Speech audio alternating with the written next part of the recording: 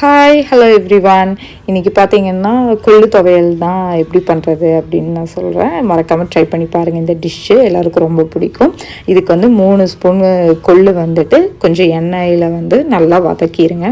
நல்ல ஒரு அரோமா வரும். அது வரைக்கும் நல்லா வதக்கி தனியாக எடுத்து வச்சுக்கோங்க வறுத்து.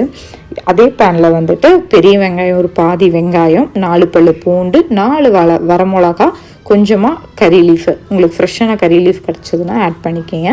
பெரிய வெங்காயத்துக்கு பதிலாக சின்ன வெங்காயம் போட்டிங்கன்னா ரொம்ப நல்லாயிருக்கும். எனக்கு சின்ன வெங்காயம் கிடைக்காததுனால நான் பெரிய வெங்காயம் ஆட் பண்ணியிருக்கேன். இதில் வந்து ஒரு அரை தக்காளி வந்து ஆட் பண்ணிவிட்டு தக்காளி நல்லா வதங்கினதுக்கப்புறமா கொஞ்சமாக தேங்காய் பூ போட்டுக்கோங்க. நீங்கள் கீரி போட்டாலும் ஓகே தான். நல்லா வதக்கிட்டு அரைக்க போகிறோம், அதனால் வந்துட்டு நீங்கள் கீரி தேங்காய் போட்டாலும் ஓகே தான். புளி வந்து உங்களுக்கு வேணும் அப்படின்னா புளி ஆட் பண்ணிக்கிங்க. பட் புளி போட்டால் டேஸ்ட்டு ரொம்ப நல்லாயிருக்கும். நான் வந்து புளி சேர்த்துறதில்ல, அதனால் வந்துட்டு நான் புளியை மட்டும் ஸ்கிப் பண்ணியிருக்கேன். இதை வதக்கினதுக்கப்புறம் எல்லாமே ஆறுனதுக்கப்புறம் ஒரு மிக்ஸி ஜாரில் போட்டு இதுக்கு தேவையான அளவுக்கு உப்பு போட்டு கொஞ்சமாக தண்ணி ஊற்றி நல்லா கொரப்பாக அரைச்சி எடுத்துக்கோங்க. நல்லா சூடான சாப்பாட்டுக்கு வந்துட்டு இந்த கொள்ளு துவையல் வச்சு கொஞ்சமாக நெய்யை ஊற்றி சாப்பிட்டிங்கன்னா செம்ம சூப்பராக இருக்கும். மறக்காமல் டிஷ்ஷு செஞ்சு பார்த்துட்டு எப்படி இருக்குன்னு கமெண்ட் பண்ணுங்கள். இன்னொரு மினி விலாகில் பார்க்கலாங்க. பாய்.